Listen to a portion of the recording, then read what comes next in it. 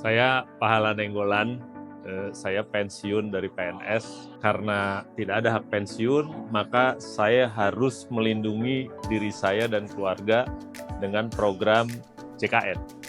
Oleh karena itu, segera sesudah bukti formal ada bahwa saya tidak ada hak pensiun, saya datang ke kantor BPJS Jakarta Selatan. Saya ingin jadi peserta BPJS, bahwa saya mau ganti kepesertaan dari tadinya ditanggung pemerintah menjadi mandiri. Saya cuma dibilang, Bapak mau kelas 1, 2, atau 3?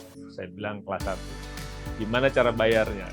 Nanti dia sebut sama dia, Bapak auto debit aja dari banknya apa gitu.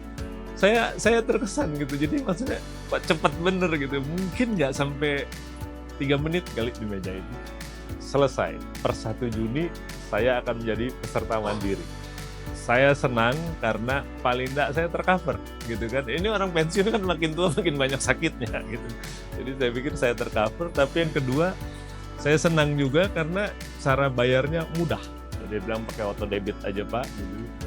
Jadi sekali lagi saya ingin ke teman-teman yang katakanlah enggak punya perlindungan asuransi kesehatan gitu. Saya percaya BPJS didesain sekarang dengan jauh lebih praktis gitu, dan saya anjurkan datang aja kantor BPJS.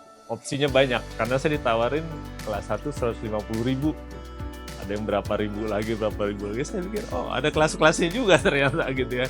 Dan mari, gitu. Ini program pemerintah yang jangan cuma kita komplain saja, atau kalau udah ada sakit ternyata bukan peserta kita ngomel. Saya bilang mending dari awal jadi peserta gitu, dan kita bisa pilih opsi-opsinya. Makasih.